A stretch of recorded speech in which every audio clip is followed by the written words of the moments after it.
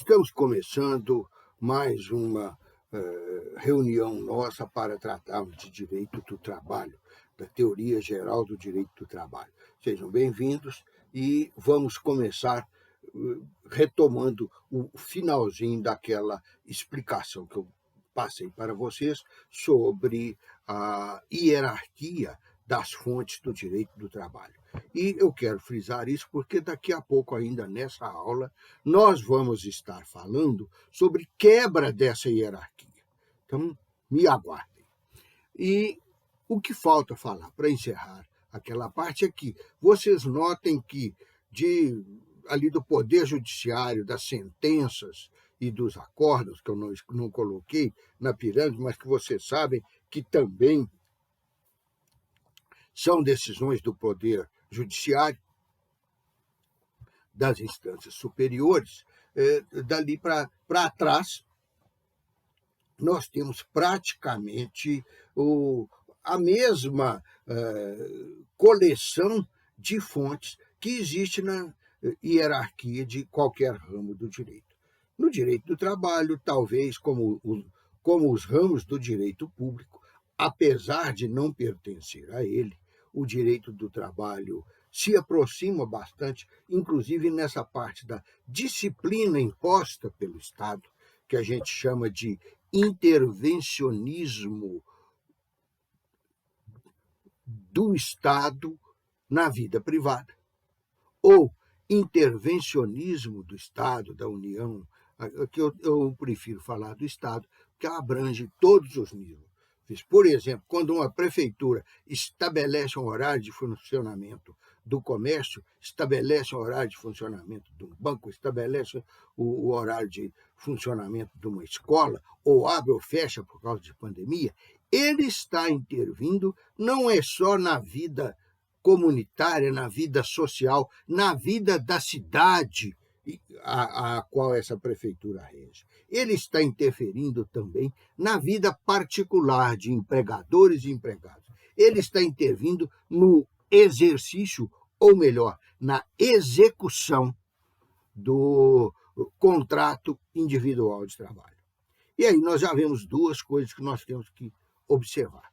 A primeira é que, ao fazer esse movimento de disciplina da vida social, a prefeitura, apesar de não ter na Constituição o poder dela para legislar sobre o direito do trabalho, isso está no artigo 22 como sendo da União, apesar disso, a prefeitura acaba influenciando o direito do trabalho, acaba exercendo o seu poder normatizador sobre ela,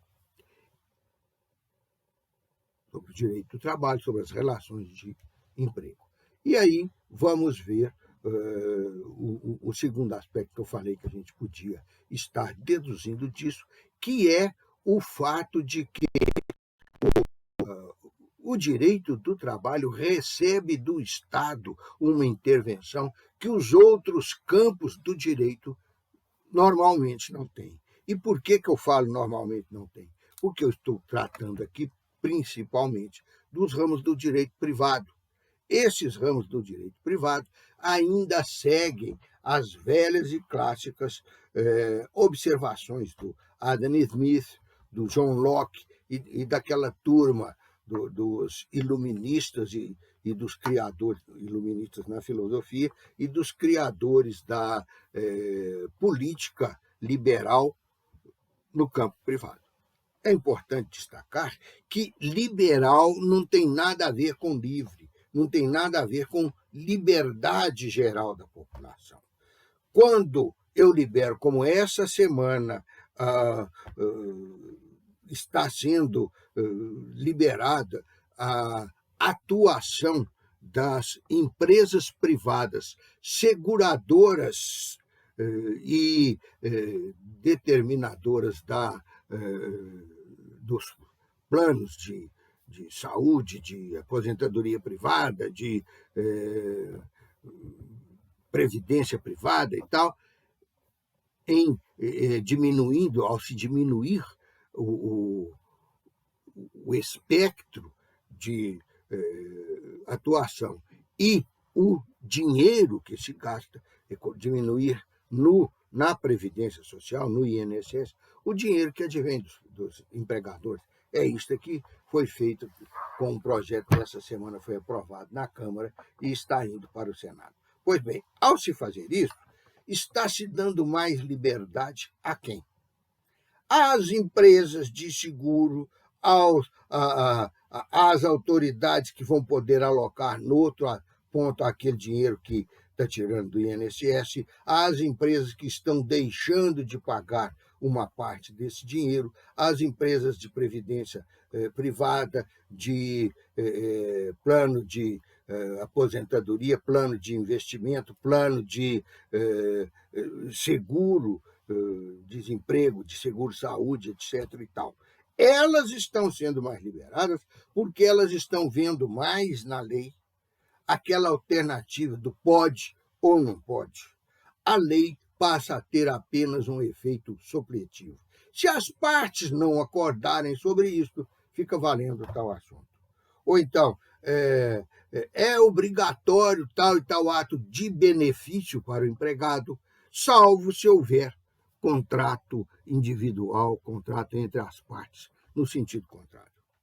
Então, o sentido contrário está na mão de quem detém o poder. Vejam que essas pessoas jurídicas e físicas que eu mencionei até agora, elas são sempre portentosas, sempre grandes empresas, fiscalizadas, controladas, reguladas por entidades que não estão no mercado social, que não estão zelando, não estão incumbidas de zelar pela parte social, pela parte humana, pela parte do indivíduo, ser humano, que é o trabalhador. Pelo contrário, elas são reguladoras, elas são disciplinadoras, elas são aliadas das grandes empresas, sejam os grandes bancos, sejam as grandes seguradoras, sejam todos aqueles que têm o seu ganho vendendo, vamos dizer essa palavra, que eu acho que é a mais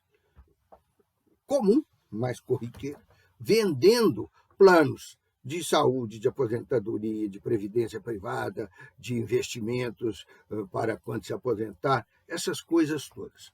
E acabam, ainda reservam o resto do dinheiro para a hora que essas pessoas que compraram essas coisas entrarem em dificuldade, elas têm dinheiro para emprestar para elas a juros mais ou menos elevadíssimos. Então, aí, para dar a liberdade para essas empresas e, obviamente, para que elas usem essa liberdade para lucrarem mais, para ganharem mais, e lucro não é mágica, lucro vem de alguém, tirando esse lucro do bolso, da bolsa e da conta ou da lista de supermercado do empregado, elas estão ganhando dele. Não existe mágica.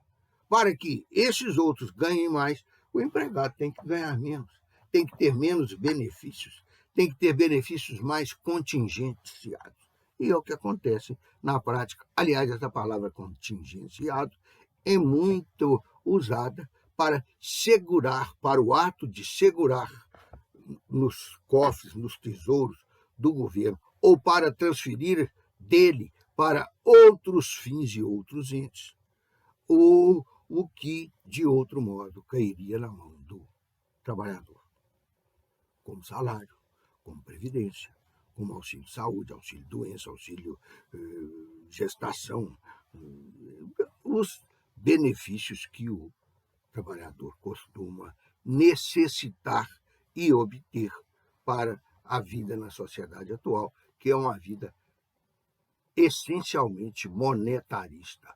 Tudo passa pelo valor do dinheiro. Então, se temos alguma coisa, é porque pagamos por essa alguma coisa. Mas aí, isto é quanto à parte da liberdade que se dá. Então, é um regime liberal? Sim, é um regime liberal, mas não é feito para dar liberdade, nem para dar boas condições de vida para nenhum empregado. é feito para privilegiar as grandes corporações, os bancos e o próprio tesouro do governo, que depois vai ser repartido com os deputados, os senadores, os cabos eleitorais, os presidentes de partido político, até que eles venham a ser presos,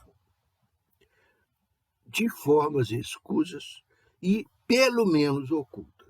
Não vamos continuar nesse debate de por que se oculta e por que é escusa, porque isso é mais direito penal do que direito do trabalho. Mas, então, este é um dos aspectos do liberalismo. O outro é exatamente o que eu abordei agora. É a difícil situação do empregado. E difícil economicamente, difícil no ponto de vista em trocar a sua força de trabalho pelo salário, pela remuneração paga ou consolidável em dinheiro, em moeda corrente. E mais do que isso, para que ele tenha a dignidade e a subsistência que ele e a família dele necessitam, e atrás desta necessidade é que ele procurou e se entregou ao mercado de trabalho. Pergunte aos cidadãos. Eles, mesmo que tenham prazer em seu trabalho, como eu tenho, eles cedem essa força de trabalho, sabendo que a partir dessa sessão eles estão sendo mais dominados pelos cessionários. Eles só fazem isso por dois motivos. Ou porque querem ganhar o salário, ou porque querem ganhar o céu. E vivendo abaixo da linha da dignidade, da linha da pobreza, da linha da subsistência, eles correm o risco de não ganharem o salário e nem ganharem o céu, ganharem o inferno aqui do outro lado. Então, o liberal não é o liberal para ele, não é a liberdade do homem, genericamente falando, abstratamente se referindo ao ser humano, ao indivíduo componente da humanidade. Nós vamos ter aí, não é uma liberdade ou uma conduta liberal por todos os cidadãos. Aliás, provavelmente por muito poucos cidadãos. Porque, vejam, se você pegar os políticos, os poderosos, os mandantes dos três poderes da União, estou falando só da União, e juntar todas essas pessoas, somar, não vai dar muito mais de 1.000 pessoas, não. Em 215 milhões de brasileiros, ou de moradores, habitantes do Brasil. Então, é muito pouco. A gente paga a eles exageradamente. Mas nem esse exagero, dividido por 1.000 e poucas pessoas, não ia pesar muito na bolsa dos 215 milhões de habitantes do Brasil. Só que esses 215 milhões, tirando aí uns 5 ou 20 que têm a sua vida consolidada de uma outra maneira, que não seja o trabalho. Então vamos sobrar uns 200. Pois bem, esses 200 milhões de brasileiros, se você dividir o bolo enorme de dinheiro que se gasta para satisfazer não só as necessidades, mas as ambições daqueles 1.000 e poucos que compõem as cúpulas dos poderes da União, você vai ver que dividido por todo mundo é uma migalha para cada um. Não sei se é uma migalha, não vou fazer essa conta agora, não sei se é uma migalha de R$10 ou de R$100, mas por ano, ou por mês que seja, isso dividido pelos 210 milhões vai ser pouco. Disso eu garanto, disso eu tenho certeza. E aí, o que acontece? Esse pessoal está perdendo mais, não é no dinheiro, não é na fortuna que ele paga. Nós temos aqui dois derivativos que fazem com que a população perca muito mais, com que o cidadão brasileiro perca muito mais. Um deles, ainda na esfera financeira, ainda na esfera monetária, ainda na esfera econômica. É o acesso ao mercado. Isso aí é que o brasileiro perde. E o outro é a noção não jurídica, mas ética, moral, das perdas muito superiores a essa, que constituem desvios, que constituem propinas, que constituem a palavra que foi lançada no Brasil há uns 15 anos atrás, maracutaias, que constituem safadezas desses 1.500, que são a cúpula dos órgãos de poder do Estado, e de todos aqueles que financiaram as campanhas deles, que custeiam os mandatos deles e que dominam a organização, a estrutura da sociedade, a estrutura da economia que comanda da sociedade e a estrutura das condutas humanas que habilitam ao funcionamento tanto da economia quanto da sociedade. Pois bem, isto que se perde através disso que a gente pode chamar de desvio, só se consegue manipulando intensamente não mais a liberdade, igual no primeiro caso que eu falei, mas manipulando a dignidade do ser humano. Campanhas de lavação cerebral, lavagem cerebral, campanhas de fake news para construir na cabeça da pessoa um mundo, ou que seja bem fechado, então ele não põe nada dentro da cabeça porque ela está fechada, ou então que se inclua, que se inocule, porque veneno a gente inocula na cabeça dele, a idiotice completa da alienação. Eu já falei para vocês no início, na alienação do direito do trabalho, que constitui a característica da alteridade lá nas relações de emprego.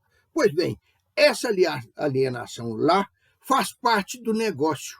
O empregado está entregando ao empregador, está alienando para o seu empregador a sua força de trabalho.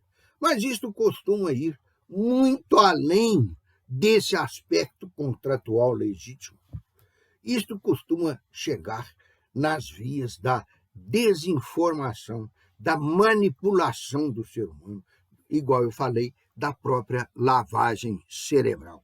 Então, o indivíduo é tornado em um criminoso sem que ele tenha sequer consciência disso. E, criminoso? Que crime?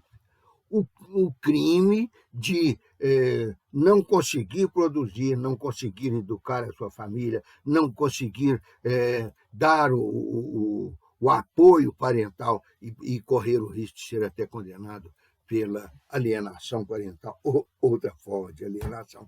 Enfim, o risco de passar a ter uma vida marginal à sociedade e à lei, porque o Estado não lhe dá condições nem mentais, nem econômicas e nem culturais de sobreviver com o mínimo de atributos que um ser humano carece para poder ser chamado como ser humano.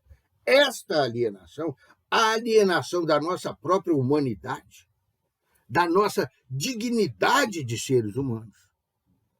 Você pode dar uma risada quando vê um sapo coachando, pode dar um arrepio quando vê uma barata, pode dar um esculacho se vê um rato no restaurante que você está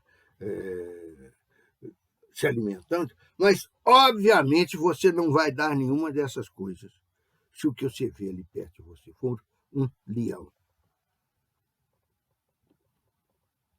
Por quê? Por causa da dignidade que o poder oferta ao leão. A dignidade de leão, a dignidade de ter as características da raça, as características daquela espécie animal. E essa dignidade não é ninguém que lhe oferece, não é ninguém que lhe outorga. A humanidade, da mesma maneira que esses poderosos estão extinguindo a nossa dignidade como seres humanos, está extinguindo a dignidade junto com a vida de muitos leões. Ou quando vão fazer caçadas para pendurar a cara dele na parede, porque a carne nem serve para comer. E estão também extinguindo a dignidade, mas aí não a vida, do leão que eles levam para o circo, que deixou de ter as características de leão. Então, é o que acontece muitas vezes conosco nesta condição de vida de empregado. Nós perdemos não a vida, mas a dignidade de viver. Então, estas são as tragédias às quais o tal do liberalismo submete o ser humano. E por que eu interrompi a minha conversa sobre fontes do direito e entrei por isso? Porque as fontes do direito, elas funcionam ideologicamente.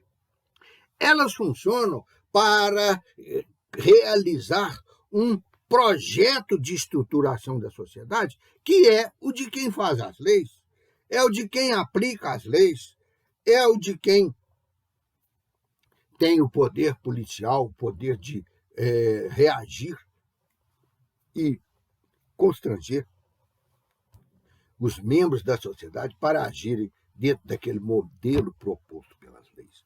E o liberalismo, ele tem duas características muito sérias, muito importantes. A primeira é que ele valoriza o capitalismo.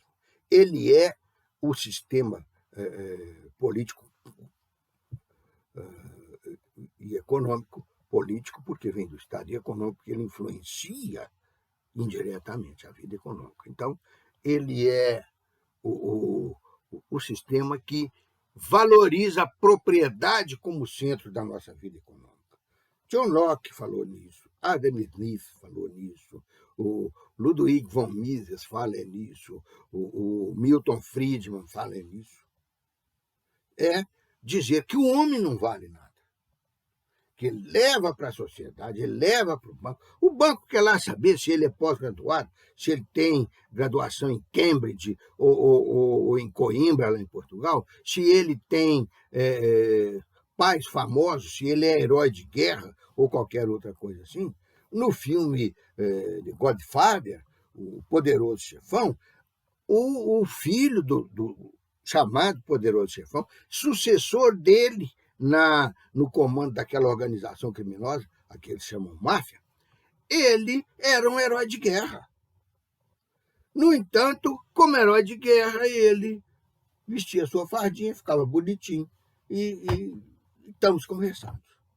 Mas como filho daquele homem, ele se tornou o Poderoso Chefão segundo, o Poderoso Chefão filho. Ele foi nos filmes o sucessor do seu Big Boss da máfia.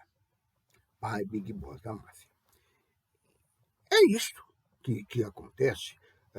Está defendendo quem? A pessoa dele? Não. Ele seria uma pessoa muito mais querida, muito mais famosa, muito mais...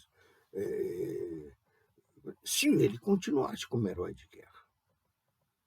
Mas no momento em que ele optou pelo outro caminho, ele, obviamente, começou a enfrentar dificuldades que ele tinha que superar, pagando a propina, pagando o preço da submissão desonesta dos outros a ele, para ter o poder que ele tinha na máfia.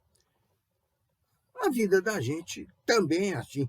Aquilo pelo qual você paga é o que determina a sua posição na sociedade atual.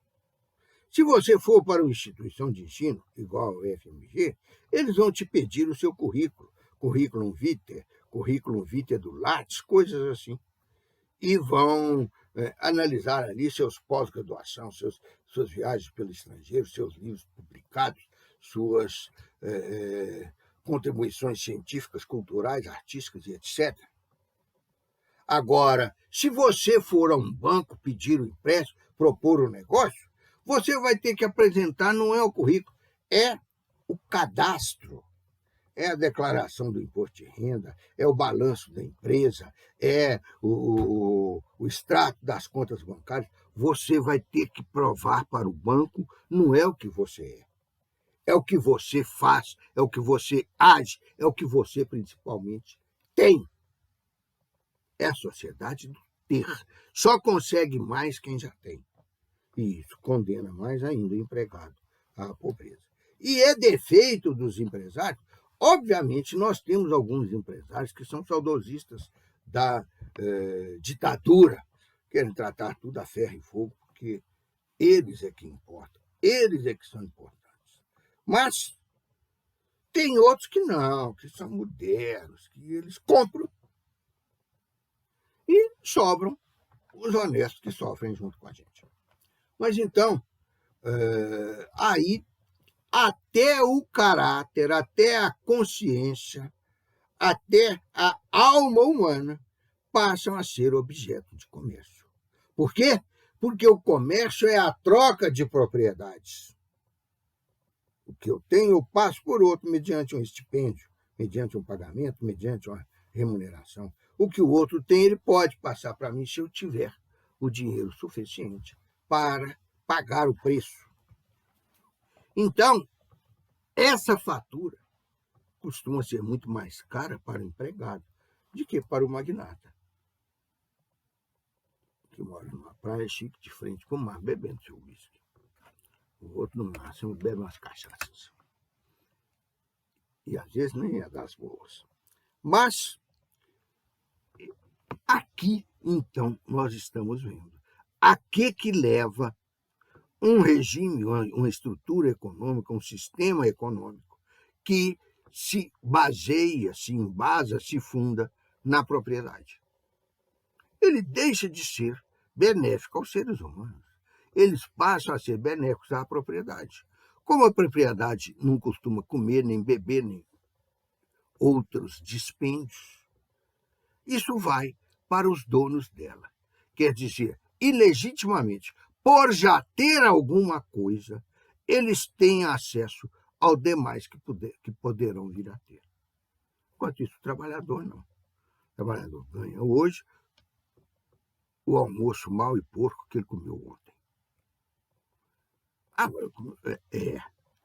Então, se ele não tiver crédito, se ele não tiver caderneta no supermercado, no armazém, na vendinha da esquina, que vendem muito mais caro, ele não vai ter dinheiro para comer de novo amanhã. Então, esta disparidade social é que se combate teoricamente da boca para fora, desde a Revolução Francesa, ao se dizer que os homens têm direito fundamental, inatacável, inafastável, à liberté, égalité e fraternité. A liberté é esta, que se dá para a propriedade, não para o ser humano.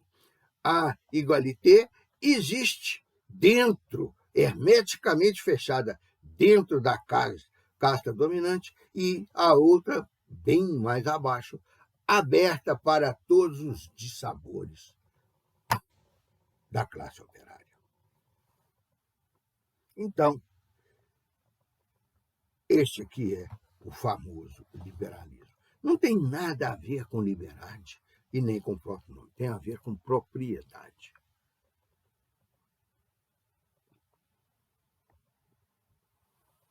Aí, o outro aspecto que eu ia falar desta fixação, essa fixação quase neurofóbica à propriedade, dentro desse sistema em que nós vivemos, ela corresponde a uma atitude humana completamente inconsciente, sem caráter e sem humanismo. Porque se o que importa é a propriedade, se você só vai atender os outros indivíduos que estão te passando propriedade ou riqueza, de alguma maneira, riqueza do trabalho, a propriedade do produto da força de trabalho, para dar exemplos dentro da nossa área, fiquemos nesses dois. Você age dessa maneira para se sentir bem com muito mais do que você pode necessitar, para se sentir feliz à custa da infelicidade de muita gente, para se sentir digno, superior, através da indignidade, da inferiorização e da contenção na lama de um mau destino. Todos os pobres que trabalham para você. E como eu estava falando antes, há empregadores que agem dessa maneira por convicção, há outros que agem dessa maneira por mau caráter mesmo, e há aqueles que respeitam as regras do jogo, que é engraçado, eles mesmos é que fizeram, mas a maioria não, a maioria, uma grande parte deles não respeita as regras do jogo, são as regras jurídicas. E todos nós sabemos que 70%, 80%, 80 e poucos por cento, dependendo do lugar, da estatística e da época, das demandas na Justiça do Trabalho, são demandas em que o empregado está reclamando salário retido, desfalque no salário, sonegação de direitos, como de férias, de jornada fixa, de repouso semanal remunerado, etc, etc, etc. E, além disso tudo, as verbas mal calculadas para ele, muito bem calculadas pela seção de recursos humanos do empregador, para tirar um pouquinho do adicional de periculosidade, tirar mais um pouquinho do adicional de insalubridade, tirar mais um pouco do adicional de hora extra, nesse eles tiram muito, tirar mais um pouco do adicional de trabalho noturno. O relógio deles é diferente, não marca hora de noite de jeito nenhum, é quase todo dia. Nem sei por que eles pagam a conta de luz, a indústria deles funciona 24 horas por dia, de dia com sol quente. Então, esses que atuam dessa maneira são os saudosos de um regime de estruturação da sociedade, em que o Brasil foi o mais resistente a reformar. Qual que é? O escravismo. A nossa pátria idolatrada, salve, salve, foi a última do mundo civilizado que extinguiu a escravidão como algo de direito. De direita é outra coisa. Vamos mencionar isso, não, que não é aspecto nosso por enquanto. Mas de direito, algo que o direito concedia, protegia e favorecia. O escravismo. Então, foi útil o país extinguir isso. Mas a mentalidade ficou e passa de pai para filho. O balde primeiro vinha escrito nas garrafas e nas caixas de uma bebida que se chamava, deve existir ainda hoje no mercado, conhaque Dreher. De pai para filho desde 1898. Não sei se é 1998, 89, mas assim, há um século, qualquer beiradinha lá para trás, sei lá. Então, aqui também, essa mentalidade escravista, a família do escravo continua a ser pertencente ao filho do dono de escravos, do senhor de escravos. Eles tratam aquelas pessoas como seu boi de carro, seu jumento de carga, seu moinho movido a água, que ele não tem que dar para o moinho nem sequer alimento, que é a água que o move. E é claro que não é água da copada, é água da mina, é água da fonte, igual o nosso direito também vem de uma fonte, que também é manipulada no sentido de preservar, estimular e aumentar e ampliar o capital. E essa parte que eu estou falando é muito importante que vocês fixem bem na cabeça. Por que é que eu estou falando? Quais os males que estão existindo? São males estruturais, são males do regime jurídico liberal e do sistema econômico capitalista que consagramos na nossa sociedade e que achamos lindo, porque esse nome capitalista quer dizer que tem capital no meio, tem dinheiro no meio, mas é meu? Eu vou receber? Eu tenho condição de ter, pelo menos, pretensão àquilo? Não. Eu sou um professor universitário. Eu sou um advogado que, pela idade, já passa o caso para os outros do escritório, para os filhos que são formados em direito, e vai ficando mais quieto. Só pega aqueles casos que realmente me entusiasmam, que eu acho que vale a pena a batalha jurídica, eu trocar o meu chinelo por um sapato tal, e ir lutar por aquele caso. Isto é grande parte do que eu faço. E, além disso, orientar aquele advogado, aquele filho meu, que vai tocar o caso diretamente. Não basta uma vírgula sem que eu olhe, sem que eu tenha criatividade, que eu tenha iniciativa, que eu sugira os caminhos a seguir.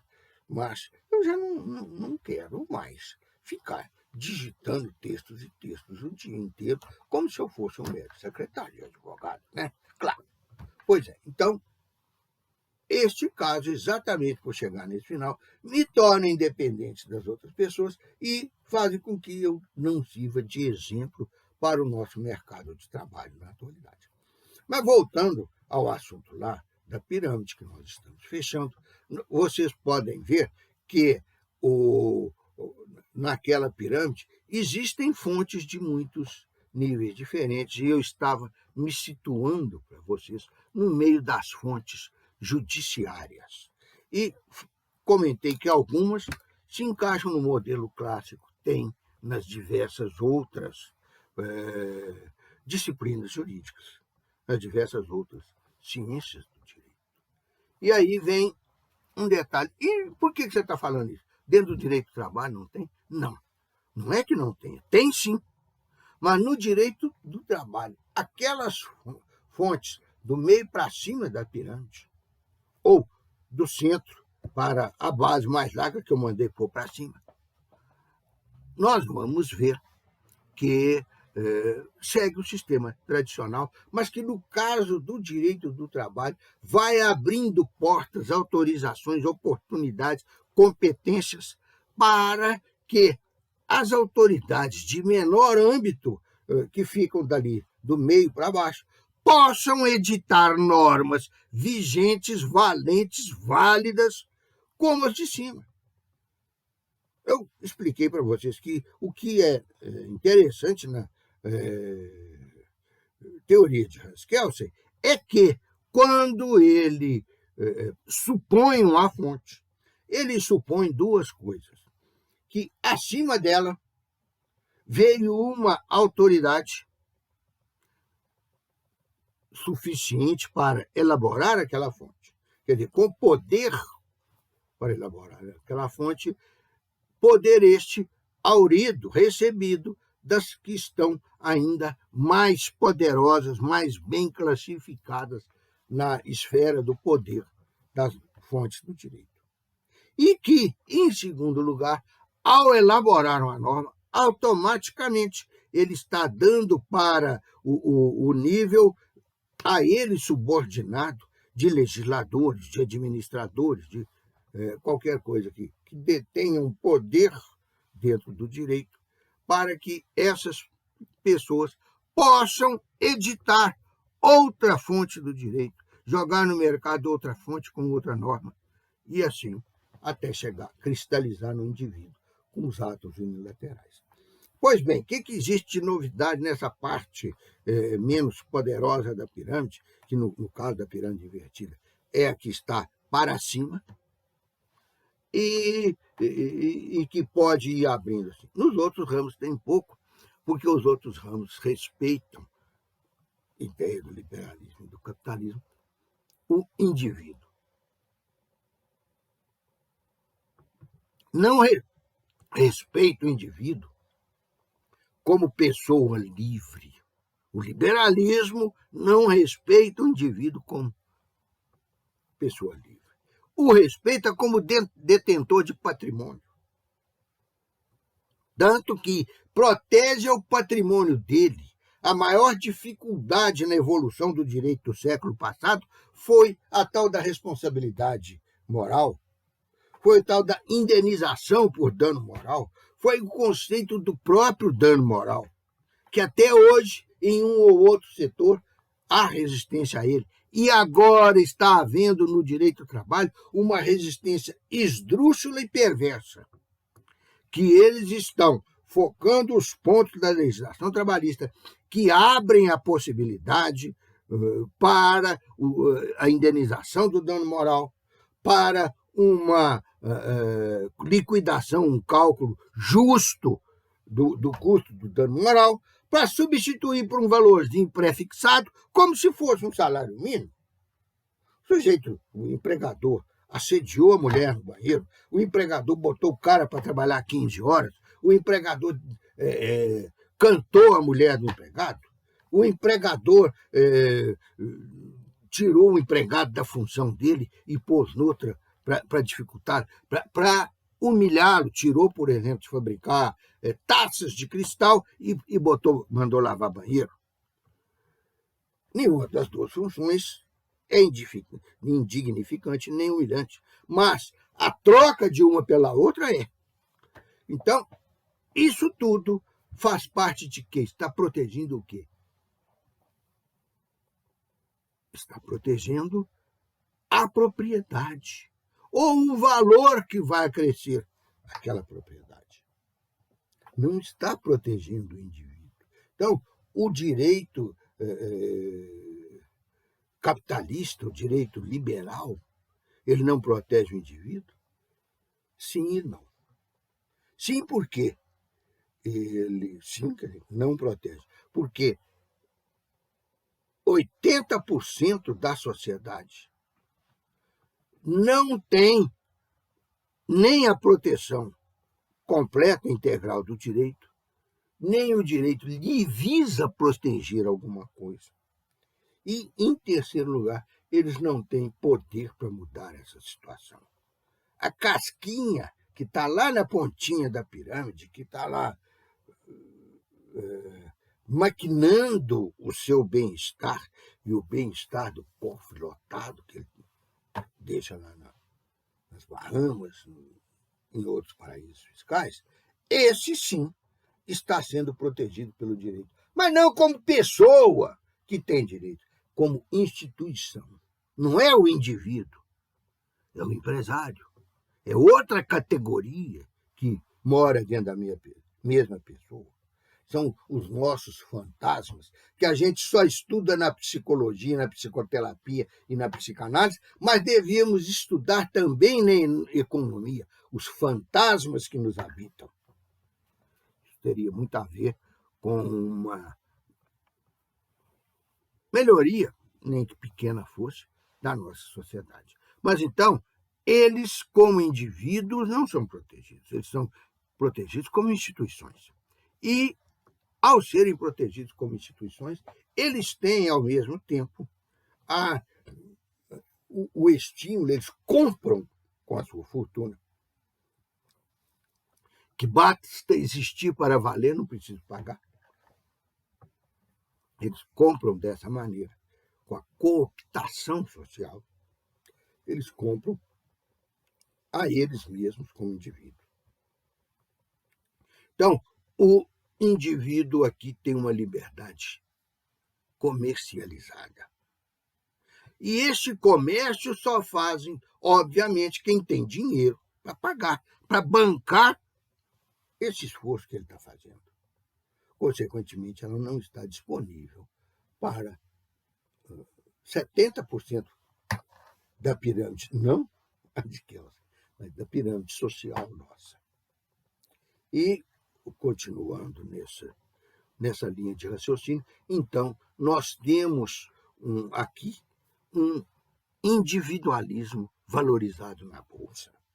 E se eu compro o meu individualismo, se eu compro as minhas benesses individuais, com a minha propriedade, com a riqueza que eu incorporo à propriedade, é claro que o meu raciocínio vai ser que liberdade é um bem de mercado, é um bem que está na prateleira, é um bem que compra quem quer, e se quis comprar e deu conta de comprar, tem total liberdade para fazer, para usar aquilo. E o resto que não conseguiu comprar, fica sem, porque não comprou. Já vai ficar sem torta de damasco, já vai ficar sem colar de brilhantes, já vai ficar sem carro do ano, já vai ficar sem jantar, porque o dinheiro dá só para o almoço. Ordinários, né? Mas então, este que já vai ficar sem tudo, fica sem a própria individualidade também. A liberdade foi negada a ele, porque a liberdade é da propriedade, ele não tem. O salário, a garantia da subsistência foi negada a ele, porque ele recebe um tanto que não preenche nem as condições que a Constituição, em seu artigo 7º, fala que devem ser características do salário mínimo. E, em terceiro lugar, também não preenche as condições para ele comprar, de um lado a liberdade, do outro lado a sua configuração individual. Então, não tem. Não comprou, não tem. Não somos capitalistas, não. E o pior é que a lavagem cerebral é tão grande que a gente acha que liberalismo é um elogio conquistável por nós. Nós achamos que nesse mundo em que vale a competição, em que vale o poder que eu tenho para comprar, em que vale eu subir na cabeça dos outros para receber mais sol. O sol nasce para todos, mas o que está na cabeça dos outros recebe mais. Nessa sociedade organizada desta maneira, nós vamos ver que o individualismo, a propriedade e a liberdade se tornam mal repartidos e extremamente cruéis. É o escravismo perdurando. Então, dessa maneira, a tendência da legislação, na maioria dos ramos do direito, pelo menos do direito privado, é o Estado não intervir. Intervir, gente, é como disse um professor meu. Intervir é intrometer-se, é entrar onde não é chamado, é entrar no campo do outro. Por isso o Estado, a União Federal, para tomar atitudes pelo Estado-membro, ela tem que intervir nos casos constitucionalmente previstos. Porque ela está se intrometendo, aquilo ali é a autonomia do Estado-membro, não dela. No direito, o Estado, então, procura seguir o seu sistema capitalista, o seu sistema liberal e o seu regime capitalista e antidemocrático. Ele não entra na vida privada. Deixa uns indivíduos privados explorarem os outros com o poder que ele, Estado, deu. Que ele é que garante a propriedade. Ele é que garante o rendimento dos ricos. Ele é que recolhe de todo mundo como imposto e passa para pouca gente como dotação orçamentária. Então, liberalismo não é a liberdade para todo mundo. Capitalismo não é o direito à propriedade para todo mundo. Pelo contrário, a liberdade e o capital passam a ser tão restritos dentro do liberalismo que passam a ser nome usado pela sociedade para indicar o seu modo de vida. E aí vem o neoliberalismo em relação a esses dois. Em relação a esses dois, ele pegou o mundo numa fase de crise, que nós estamos desde a segunda metade do século passado, pegou o mundo cheio de outras mazelas, que começam com a superpopulação lá atrás e termina, talvez até alivie um pouco esse negócio da superpopulação, com a epidemia de atualmente. Pegou um mundo já perverso pelas guerras que tinha, pelo sistema capitalista, pelo sistema liberal, e criou uma derivação, no caso da Covid, criou umas variantes, umas cepas novas dessas duas doenças que são o capitalismo, dessas três doenças: o capitalismo, a propriedade e o liberalismo. Criou, só que criou por decreto. O mundo não estava caminhando para isso. Aí ascendeu o pódio do governo, recebeu a medalha de ouro alguém que subiu lá manipulando, porque ele não tem as ideias que o povo tem. Então ele começa manipulando, lavando a consciência do povo, fazendo uma amnésia conveniente e política dos cidadãos, que o elegem, que o acham bonito, que o acham assertivo, porque o acham bem-sucedido. Bem-sucedido atrai muito a gente. Atrai para ser nosso líder, atrai para ser nosso amor, atrai para ser nosso chefe. Ser bem-sucedido atrai muito. Só que não se olha como é que a pessoa foi bem-sucedida. Por quantos cadáveres que ela pisou, quantos miseráveis que ela formou, quantos perseguidos, escravizados, prejudicados por limitação dos seus recursos e dilatação das suas doenças, das suas dificuldades, que ela jogou no mundo. Aí o trem não funcionava. Isso aí gerou a manipulação, mas não resolvia sozinho. Então, além da manipulação, ele foi usando outras táticas de dominação política e econômica e chegou ao que está hoje, que, como não funciona naturalmente aquela exploração da propriedade, do Estado, do indivíduo, então faça aquilo através de decreto.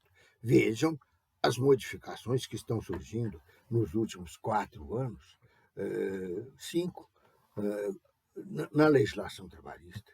É só para prejudicar o indivíduo que trabalha. E eles falam que é para aumentar o mercado. Mentira! Que desde as reformas feitas no final do século passado aqui no Brasil, já se sabe, tanto no direito do trabalho quanto na Previdência e até no direito tributário, já se viu muito bem que elas não aumentam um milésimo nos empregos. O que elas fazem é aumentar o lucro, a vantagem dos já grandes. Então, não tem mais como fazer isso naturalmente, igual o capitalismo dizia que fazia quando tinham terras devolutas, quando o feudo estava se desmoronando, o mercantilismo estava se tornando improdutivo ou prejudicial, ou dando prejuízo, que eles implantaram o capitalismo. E todo mundo podia avançar sobre as terras, sobre os bens e tal. E quem avançou, avançou e é dono até hoje. Virou algo dinástico, igual era o poder lá na época dos feudos. Por isso que eu não falei só o mercantilismo, eu falei também os feudos. Mas então, não dava mais para fazer daquele jeito. Vamos fazer por lei, vamos fazer por decreto, vamos fazer por portaria, vamos fazer... E está cheio de lei, decreto, portaria. Ah, mas isso aqui está previsto na Constituição. Não tem problema não, a gente faz uma emenda constitucional e muda isso lá na Constituição. Mas essa emenda constitucional se trata de direitos humanos e então é imodificável de acordo com o artigo 60, consta das chamadas idiotas cláusulas pétreas. As cláusulas imodificáveis, que isso é que é palavra jurídica, não é pétrea. Petra é a palavra de geologia, de mineralogia, de outros ramos. Eu dou muita assistência jurídica para empresários das atividades correspondentes a essas disciplinas. Muita. Mas isso não é direito, isso é negócio, isso é economia.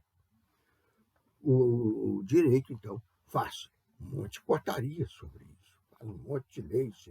Agora está indo para a Câmara de Vereadores aqui em Belo Horizonte um projeto de reforma do sistema viário, da mobilidade social da cidade. O projeto melhora? Tem lá umas coisinhas que diz que tem que passar perfume nos ônibus. Mas isso não é o que interessa. Isso não é o principal. Dá muito bem para a gente passar perfume na gente mesmo e não precisar de passar nos ônibus. Mas o que realmente interessa é que lá tem um artiguinho escondido lá no meio que prevê, assim, de um modo muito tímido e modesto, que a prefeitura outorgue dinheiro às empresas que exploram o transporte coletivo para diminuir o custo delas. Como eu não conheço nenhuma empresa dessas que pertença a um sujeito que está batalhando com dificuldade, empresa de ônibus de turismo, engraçado, que vai servir a pessoa que está gastando à toa. À toa que eu falo é sem trabalho, ela está de férias. Com eles passam dificuldade. Agora, o transporte coletivo, os donos das empresas, nadam em dinheiro. E é muito. Põe mais nisso, põe mais um pouco, mais. Por aí. E agora não, que vai demorar um pouco para disfarçar, para ficar palatável, para a gente comer devagarinho sem saber que está ardendo. Um subsídio da prefeitura para essas empresas. E o subsídio vai tirar de quem? Vai tirar de quem anda de ônibus, de quem paga IPTU, de quem paga ISS. Os impostos dos pobres.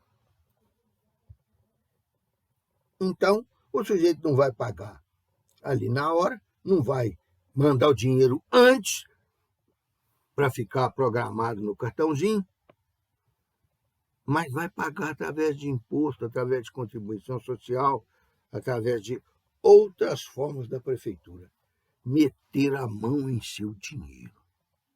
Nossa, eu acho que estamos tendo uma prefeitura, uma administração municipal até bastante séria.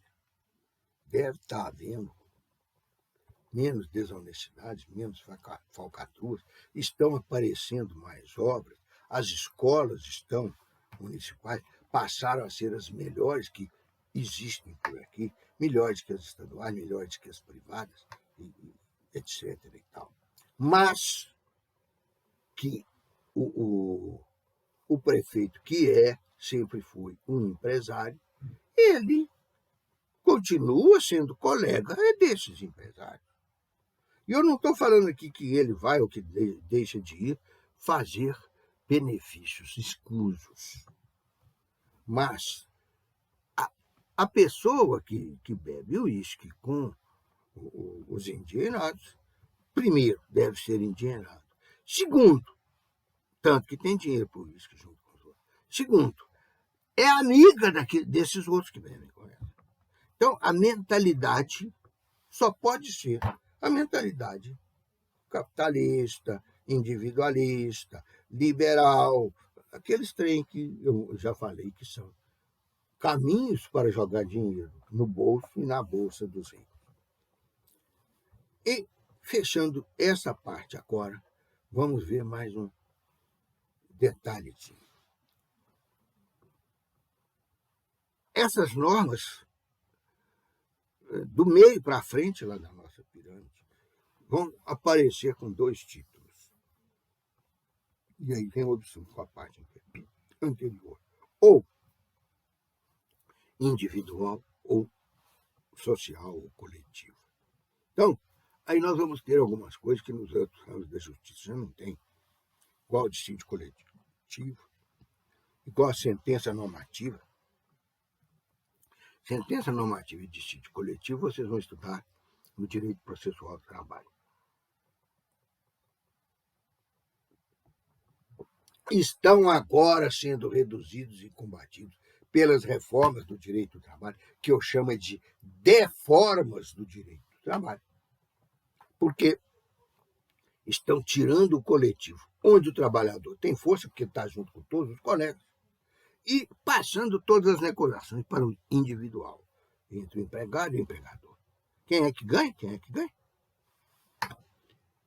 Mas aí, esse coletivo que diz ali, está dizendo que corresponde à categoria. Surgiu, então, no direito, um terceiro tipo de agente jurídico. Eu tinha a pessoa física e eu tinha a empresa ou pessoa jurídica. Do plano de vista das fontes do direito, eu tinha o sujeito de direito privado e o sujeito de direito público. Aí surgiu um terceiro termo nesse meio, que é o direito coletivo. Surgiu no direito do trabalho, direito coletivo do trabalho. Depois foi se estendendo para o direito do consumidor, para o direito das relações comerciais, industriais, econômicas, que está lá no meio do direito empresarial. E foi se aplicando a outros ramos do direito assim. Mas nasceu aqui. E aqui na origem dele é que nós vamos ver o que é isso. O direito coletivo é aquele que não se restringe ao indivíduo como ser único e nem se eleva para a altura do Estado que comanda todo o país. Veja, eu não estou falando que é o direito que comanda todo o país, porque eu já falei que esse direito que comanda tudo está aí por baixo. É a Constituição ligada às raízes das fontes materiais. Mas então, o que eu estou falando que está por cima é a parte de cima da sociedade, é a parte do direito público. Então, este direito público fixa um limite, o direito privado fixa outro. Foram surgindo normas aí no meio que, além de permitir negociações coletivas, criou um processo coletivo do trabalho, que tem a ação chamada de dissídio coletivo, que tem a ação de cumprimento, que é a execução do direito coletivo do trabalho, tem as revisões, os recursos, tudo praticamente como um ramo do direito. Ele é um sub-ramo, porque ele é do ramo do direito judiciário do trabalho.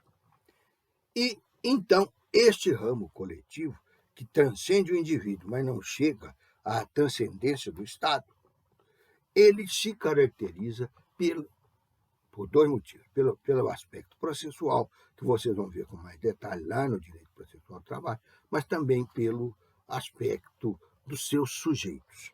Pelo aspecto processual, a gente pode dizer que é um ramo do direito que, salvo exceção da ação de cumprimento, que já se individualizou, porque cada empregado faz a sua, então ela é ação individual. E, salvo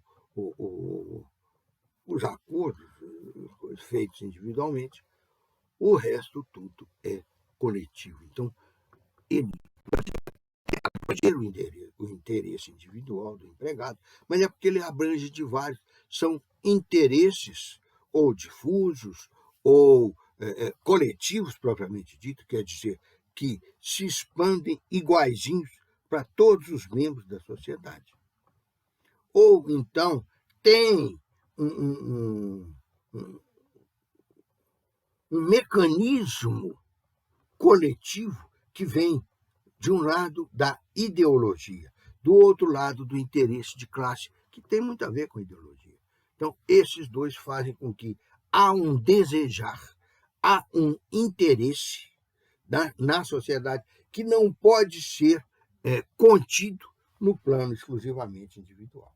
Então, as normas coletivas é o processo coletivo.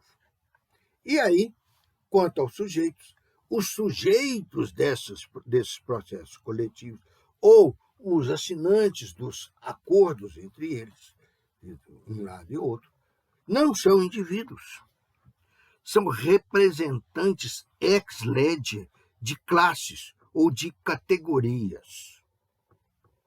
Ao falar mais do direito coletivo, eu vou explicar para vocês o que é categoria e o que é classe. Vocês já têm alguma ideia disso, mas nós vamos voltar a falar.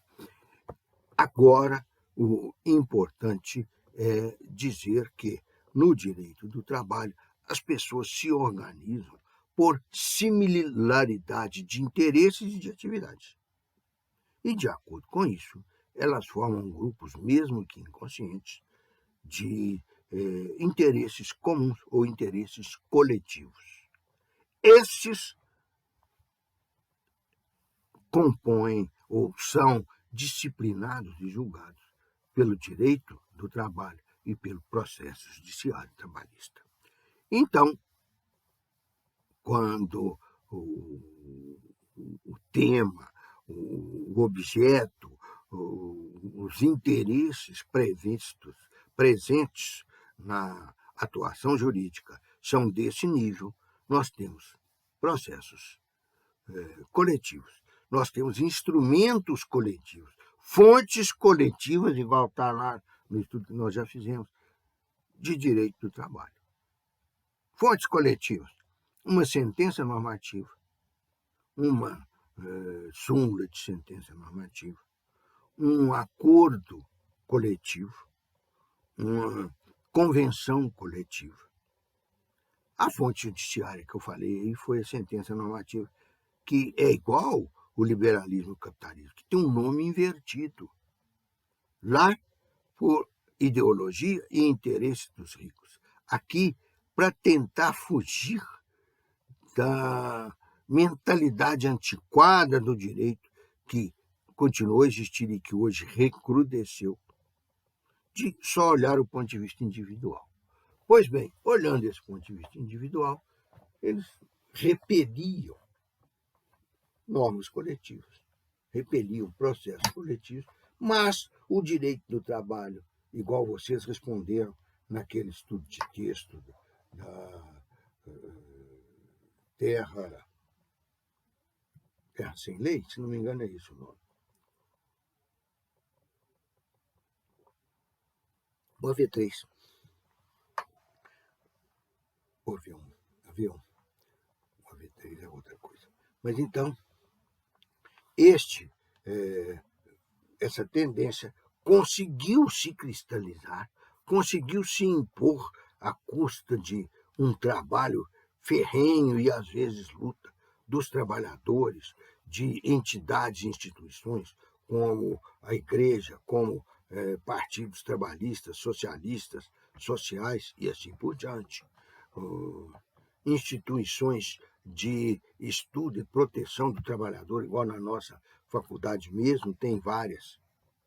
Tem a que é liderada pelo professor Antônio Gomes de Vasconcelos, no campo do direito processual negocial. Temos aqui liderada pela professora Lívia no campo do combate à exploração do empregado, à redução do trabalhador à situação análoga do escravo, que é o nome de um crime, e assim por diante. Então, através dessas pressões, criou-se, pela primeira vez na história, o direito coletivo, que é o direito coletivo do trabalho. Depois, como eu já expliquei, foi se expandindo por outros ramos. O exemplo mais típico que eu dei foi o do direito do consumidor. Mas aí a gente começou a ver, inclusive lá atrás, direitos que já eram coletivos. Por exemplo, o direito condominial é da coletividade do prédio. Não é do fulano que mora no apartamento 501 ou do Beltrano que mora no 503. Não. É o direito coletivo dos moradores do prédio. Condomínio, o domínio conjunto de todos eles. A propriedade compartilhada ou reunida ou unificada de todos eles, gerando, então, uma participação coletiva nos poderes do condomínio. E aí, fechamos essa parte do judiciário coletivo. Mas, além disso, nós temos os documentos negociais coletivos, que são a convenção coletiva entre sindicatos de trabalhadores e de empregadores, ou de demandantes de empregados, demandantes de emprego e demandantes de empregado, que são as convenções coletivas. Acordos coletivos entre uma coletividade de empregados e seu empregador. Pode ter 2, 3 coletividades diferentes, os empregadores da Casa do Rádio, que hoje acabou, os empregadores da Casa Bahia, os empregadores do Magalu e seus respectivos empregados, mas está entrando aqui como acordo e não como convenção, porque do lado dos empregadores estão o fulano, o beltrano e o cicrano, e não o sindicato de todos eles. Mais uma observação que a gente pode fazer sobre isso é que aqui os direitos podem até vir a ser exercitados por pessoas que trabalham individualmente, pelo empregado ou pelo próprio empregador. Mas eles são tidos, eles são negociados, eles são influenciados pela comunidade inteira. Peguem, por exemplo, uma negociação que esteja prevendo um aumento de salário. Há diferença entre aumento de salário e reajustamento de salário. Reajustar é fazer ficar justo de novo. Como se algum dia aquele salário foi justo, tinha um poder de compra suficiente para as necessidades do empregado, com o tempo e a inflação comendo ele foi deixando de ser justo. O empregador, com as suas rendas, com que ele vende, com o serviço que ele presta e tal, para não sofrer o mesmo fenômeno. O que ele foi fazendo? Ele foi reajustando o preço das suas mercadorias, dos seus serviços, das suas benesses. O empregado ficou com aquele estático. Um dia eles estão negociando para aumentar. Este aumento que vem, que não é aumento, é só um resgate daquilo que foi perdido durante o período. Se chama reajustamento. Faz ficar justo de novo o que tinha deixado de ser justo com o passar do tempo. Ao passo que aumento é quando o empregado obtém, ou por promoção, ou por negociação, ou por revalorização do seu trabalho, ou por escassez de gente na sua respectiva categoria, no seu trabalho, ele recebe um valor a mais do que eles tinham combinado. A mais em valor nominal? Não. A mais em poder de compra. No chamado, famoso e muito perseguido, sem que seja encontrado, poder aquisitivo do salário. Quer dizer, ele podia comprar determinada cesta de bens no supermercado. A hora que ele recebe esse reajustamento, ele pode ir lá e comprar um maior, porque ampliou o poder aquisitivo dele. Isto é reajustamento. E muitas vezes é até deficiente. Não cobre todo o desgaste que a carestia, a inflação, a ambição dos ricos fez desajustar o salário. Aí reajusta. Então, essa parte dessas fontes coletivas do trabalho, obviamente, vão tratar, igual nesse caso que eu falei de salário, de normas coletivas. E aí vamos fechar lá embaixo com as normas individuais. Essas normas individuais, eu falei, elas entram junto, não é?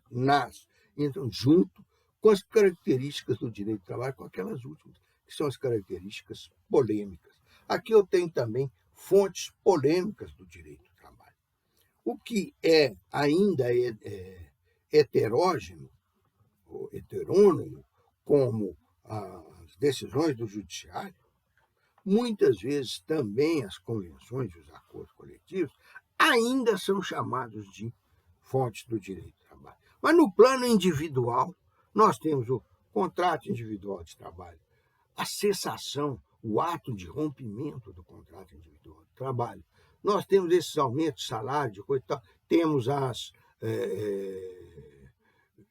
negociações do período que eu vou tirar férias, do período que...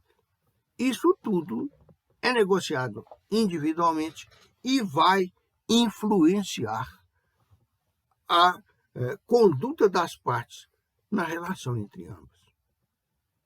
Então, no meu entender, isso também é fonte, porque isso também determina, vejam aquele esquema número 6, isso também está na nuvem em que se determinam os comportamentos, em que o direito prevê os comportamentos necessários.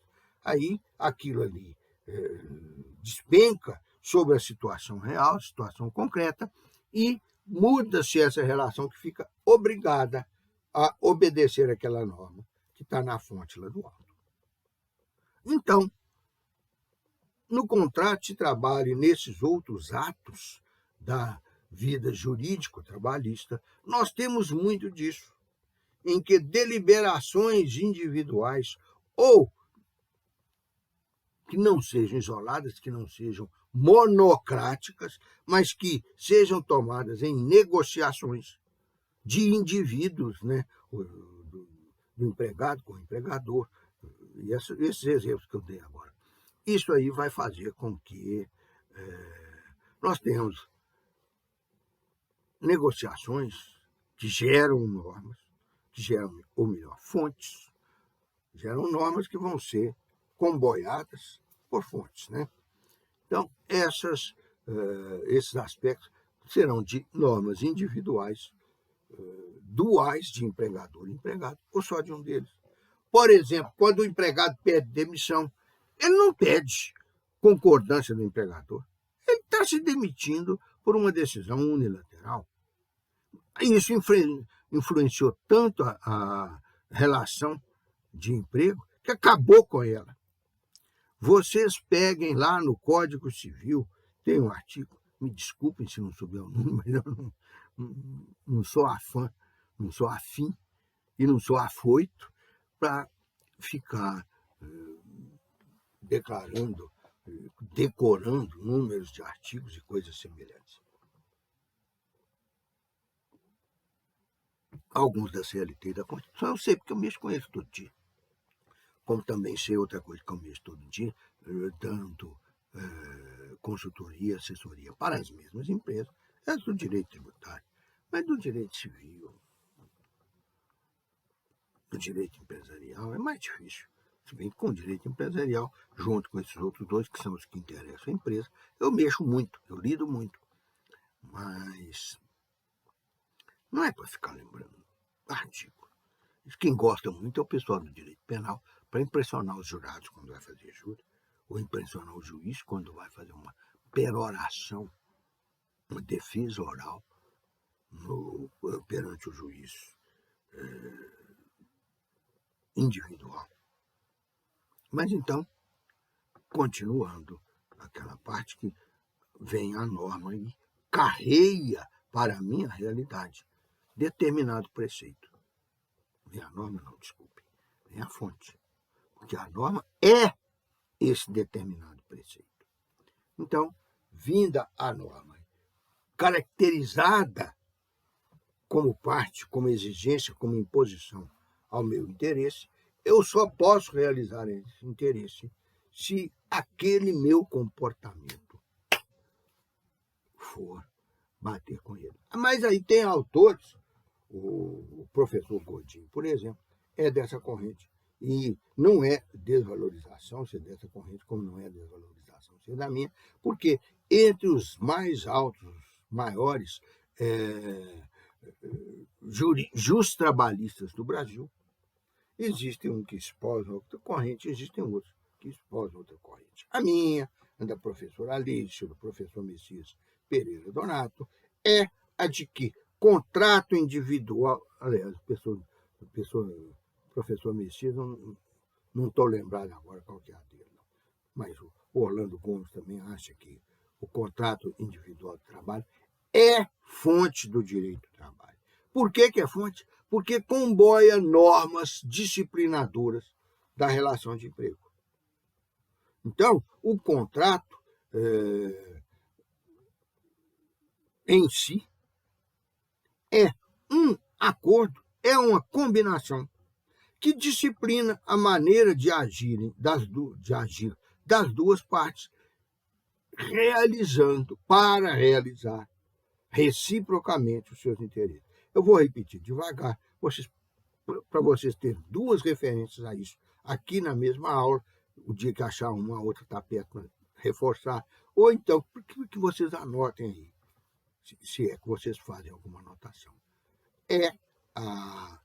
O contrato individual de trabalho, ele é composto por um acordo. Acordo de vontade, igual os antigos falam? Não. Acordo de interesses. Acordo de resguardar ou realizar os interesses? Às vezes não. Às vezes, pelo acordo, eu renuncio a uma parte dos meus interesses para ter a garantia da outra parte. Estão entendendo? Eu tenho interesse de trabalhar de torneiro mecânico e ficar rico. Mas o empregador tal vai me pagar só um salário de R$10.000, então eu não vou ficar rico. Eu renuncio a essa parte de ficar rico e me adequo àquela de ganhar R$10.000, que dá para garantir as minhas necessidades básicas.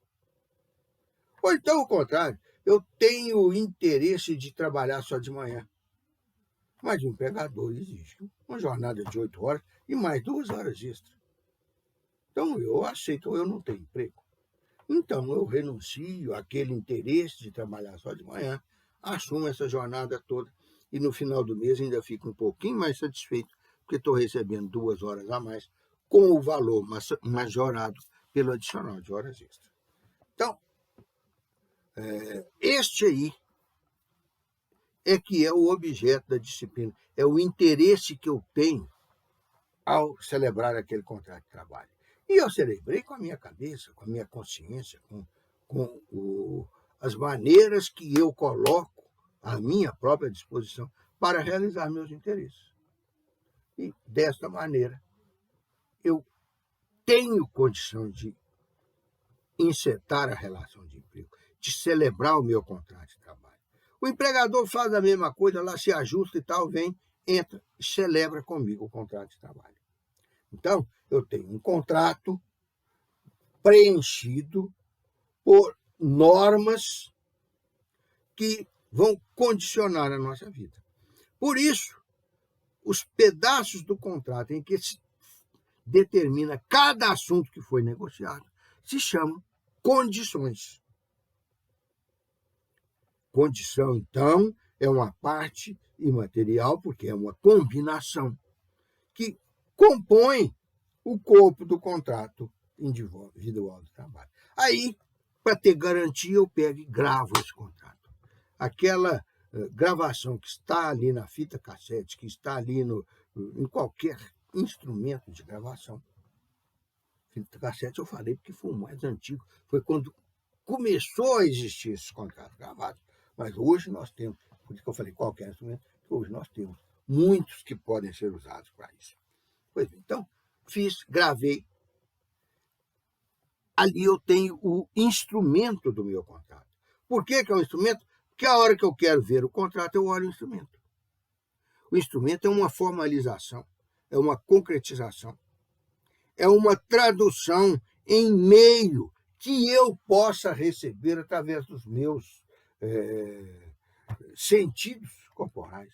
Ou é ouvido, igual nesse caso, gravado, ou é visto, no caso de ser escrito, de ser desenhado. ou é escrito também, mas em braille, para eu ver com a mão, assim por diante. Então, tudo bem, tá ali. E este instrumento é formado como? É formado com um preâmbulo e um fecho aqui embaixo. No preâmbulo eu mostro as partes, objetos, endereços, eu qualifico e já digo que eles vão fazer, que estão juntos ali, nomeados em conjunto, porque eles querem fazer um contrato individual de trabalho. Ou que celebram um contrato individual de trabalho. Veja que a própria redação desse instrumento de contrato mostra que ele não é o contrato. Diz que por esse instrumento eles estão celebrando um contrato, ou estão se obrigando e outorgando as obrigações a seguir expostas. Aí vem o que é mais importante no contrato, o que é, eu tenho falado muito em recheio, eu acho que nós vamos ter que fazer não digo um almoço, porque meus recheios são de biscoitos, né? Mas um café da manhã com essas nossas coisas cheias de recheio. Aqui eu vou colocar lá, daí para frente, os dizeres que mostram essas obrigações, ou melhor, essas condições. Então, cada condição imaterial lá do contrato é materializada, é cristalizada, é concretizada por um pedacinho ali no recheio do nosso contrato. Esse pedacinho, como é que chama? Cláusula. E a cláusula pode ser subdividida, pode vir em parágrafos. Tem o caput, depois vem os parágrafos, as alíneas, os incisos. Então, eu esparramo o tema ali dentro. O tema é objeto de contrato. E está exposto e está aparente no instrumento. Desse modo, nós temos, então, o contrato individual de trabalho que modifica, essa é a minha última frase da aula de hoje, depois vai ser só boa noite, que modifica a realidade para a realização de interesses, desde lá de trás, quando falamos em força de trabalho, quando falamos em interesse que é consagrado pelo sistema jurídico e por isso vira direito, nós estamos falando que essas noções implicam no fato de cada um ter uma garantia de ingerência na atuação do outro para resolver o interesse dele. Pois bem, aqui está o cerne, está a chave desse nosso negócio. O contrato que disciplina a conduta dos dois para realizar aqueles interesses. Então vejam que ele é finalista. E aí vem o instrumento e bota aquilo tudo numa forma cognoscível, contactável e, por isso mesmo, consultável historicamente. Terminamos uma boa noite. Sejam felizes e até a próxima.